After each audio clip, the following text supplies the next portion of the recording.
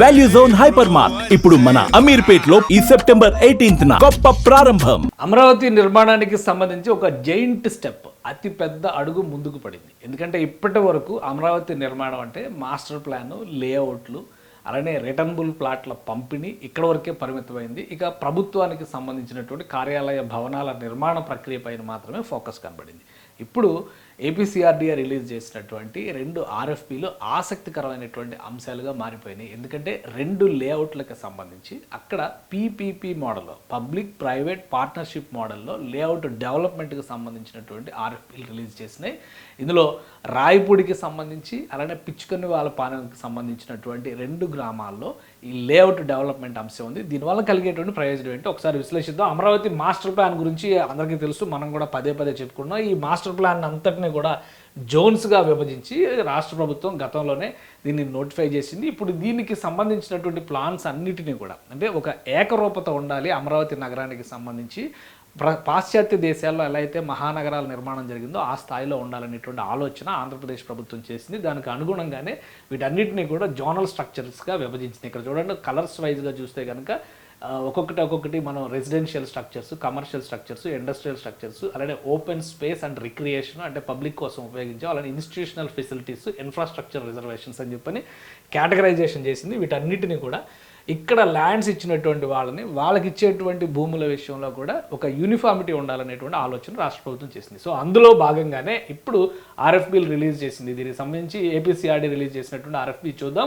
ఆర్ఎఫ్బీ for engagement of developers for development of the 30.34 acres 30.34 ఎకరాల layout development land parcel located in Rayapudi village. Rayapudi village అనేది మనకు తెలుసు, iconic బ్రిడ్జికి సంబంధించి కూడా రాయపూడి గ్రామంలోనే ప్రారంభం అవుతుందన్న విషయం మనకు క్లియర్గా తెలుసు. కాబట్టి ఆ పరిసర ప్రాంతాల్లో డెవలప్మెంట్ పైన ఫోకస్ పెట్టింది త్రూ పీపీపీ మోడల్ అనమాట, పబ్లిక్ ప్రైవేట్ పార్ట్నర్షిప్ మోడల్లో ఇది కాల్ఫర్ చేసింది ఏపీసీఆర్డీఏ. దీనిలో ఇంట్రెస్ట్ ఉన్నటువంటి పార్టీస్ అన్ని కూడా పార్టిసిపేట్ చేయొచ్చు. ఇందులో ఏమేమి కీలక అంశాలు ఉన్నాయి, ఎందుకంటే మొత్తం అంతా కూడా ఇది ఫైనాన్షియల్ అంశాలకు సంబంధించింది. పీపీపీ మోడల్ అంటే ప్రైవేట్ భాగస్వామి అక్కడ ఇన్వెస్ట్మెంట్ చేసి ఆ ప్రాంతం మొత్తాన్ని కూడా as per the layout design master plan ప్రకారం డెవలప్ చేయాల్సి ఉంటుంది. కాబట్టి ఆ ఇన్వెస్ట్మెంట్ చేసినందుకు వాళ్ళకి వచ్చేటువంటి రిటర్న్స్ ఏంటి, వాటి అన్నిటికి సంబంధించినటువంటి డీటెయిల్ అంశాలన్నీ కూడా ఇందులో పొందుపరిచారు.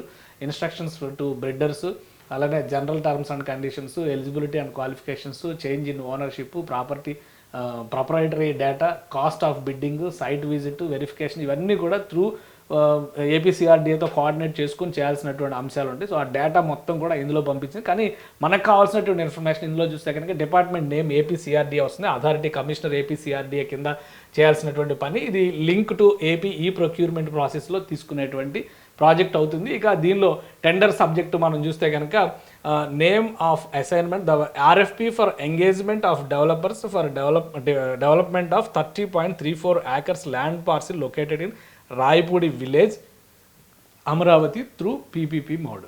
సో అది సైట్ నేము, లొకేషన్, ఇవన్నీ కూడా స్పెసిఫికేషన్స్ ఇచ్చారు.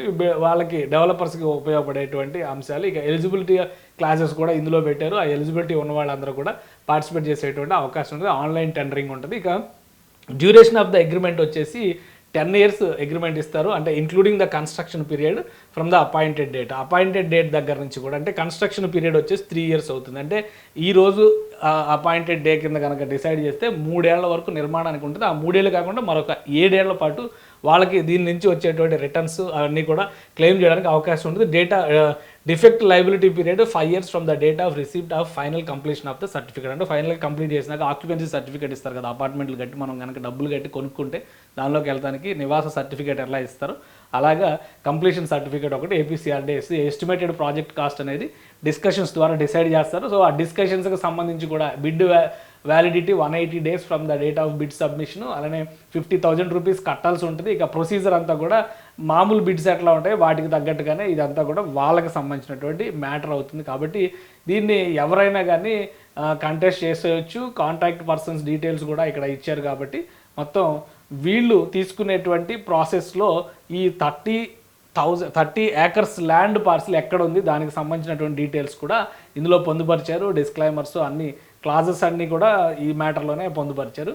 సో ఒకసారి మనం లొకేషన్ వైజ్గా చూద్దాం. ఇక్కడ మనకి రాయపూడి విలేజ్కి సంబంధించినటువంటి 30.34 acres లొకేషన్ ఒకసారి మనం ఇక్కడ చూస్తే కనుక రైట్ ఇక్కడ ఒక డిస్క్రిప్షన్ ఇచ్చారు. ఇందులో బ్యాక్గ్రౌండ్ స్టోరీ ఏంటనేది, అంటే కొత్తగా కంటెస్ట్ చేసేవాళ్ళు ఎవరైనా విదేశీ కంపెనీలు కూడా పార్టిసిపేట్ చేయొచ్చు కాబట్టి ఎలిజిబిలిటీస్ని బట్టి Amaravati master plan is organized 9 specialized theme cities అని చెప్పారు. ఈ 9 థీమ్ సిటీస్లో భాగంగా ఇది డెవలప్ చేస్తున్నారు. High per capita the theme city designated function supported by the high capacity urban infrastructure, 30% green blue networking, అలానే క్లైమేట్ రెసిలియంట్ ఫీచర్స్ ఇవన్నీ కూడా పెట్టారు. ఇక మ్యాప్ పరంగా చూస్తే కనుక ఇది గవర్నమెంట్ సిటీకి ఆనుకుని ఉన్నటువంటి ల్యాండ్ పార్సిల్ అవుతుంది. ఇది టోటల్ మ్యాప్ మనం ఇప్పుడు చూసాం కదా, ఇంత పెద్ద మ్యాప్లో ఈ జోన్ ఈ ఏరియాలో రాయపూడి, ఇది మొత్తం రాయపూడి కిందకు వచ్చేటువంటి ప్రాంతము. ఈ ప్రాంతం అంతా కూడా ఇగో రాయపూడి అనే పేరు ఉంది, విలేజ్ ఇక్కడ ఉంది. ఈ ఊరంతా కూడా రాయపూడిలోకి వచ్చేది. ఇక్కడ ఐకానిక్ బ్రిడ్జ్ నిర్మాణం ఇక్కడ జరుగుతుంది. సో ఇప్పుడు కేటాయించినటువంటి ల్యాండ్ పార్సిల్ ఇక్కడ వస్తుంది, అంటే రాయపూడి లింగాయపాలెంకి మధ్యలో ఉన్నటువంటి ప్రాంతంలో వస్తుంది అని చెప్పని మనం అర్థం చేసుకోవచ్చు. ఇది లొకేషన్ వైజ్గా చూస్తే కనుక ఎగ్జాక్ట్గా ఆ ప్లేస్ని 30 ఎకరాల ల్యాండ్ బిట్ని ఇక్కడ నోటిఫై చేశారు, ఈ 30 ఎకరాల సైట్ని. దీన్ని as per the requirements so next లెవెల్లో వీళ్ళు ఒక డిస్కషన్ ఉంటుంది ఆఫీసర్స్తో డిస్కషన్ జరిగిన దాన్ని బట్టి వాళ్ళు ఇచ్చేటువంటి ప్రపోజల్స్కి అనుగుణంగా ఈ డెవలప్మెంట్ ప్రాసెస్ అంతా కూడా చేయాల్సి ఉంటుంది. ఇది ఎగ్జాక్ట్ లేఅవుట్ గవర్నమెంట్ సిటీ, అంటే గవర్నమెంట్ సిటీలో ఇక్కడ వచ్చేవన్నీ కూడా HOD towers, high rise buildings ఇవన్నీ వస్తాయి.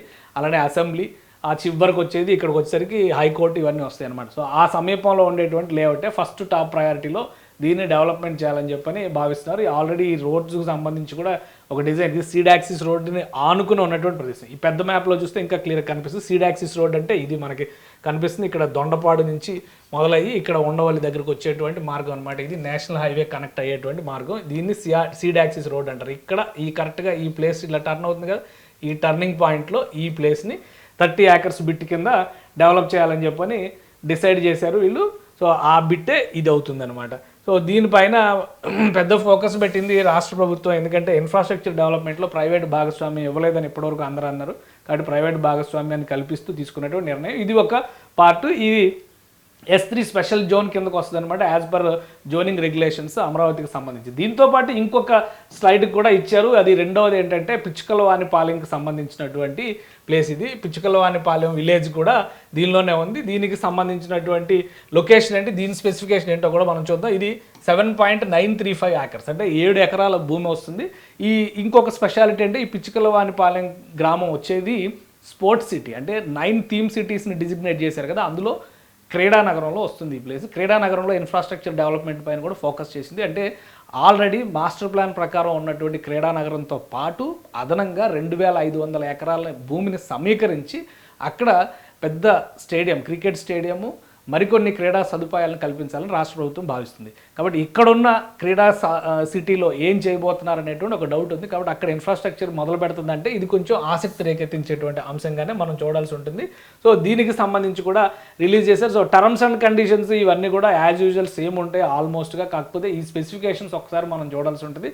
సేమ్ కమిషనర్ ఇచ్చినటువంటి engagement of developers for development of 7.935 acres land parcel located in Pichukalavanipalem. So same place.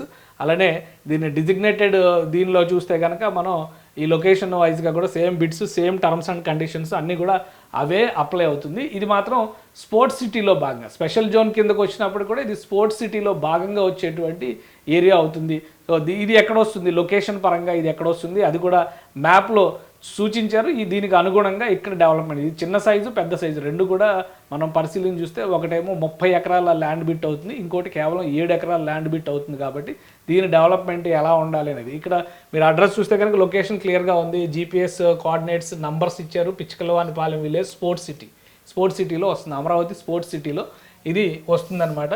So అందుకని చెప్పని దీనికి సంబంధించి మరింత జాగ్రత్తగా దీన్ని ప్లాన్ చేసేటువంటి అవకాశం ఉంటుంది. స్పోర్ట్స్ సిటీకి ఉండేటువంటి స్పెషాలిటీస్ని దృష్టిలో పెట్టుకొని ఈ 9 సిటీస్లో ఉన్నటువంటి అంశాలన్నీ ఇందులో.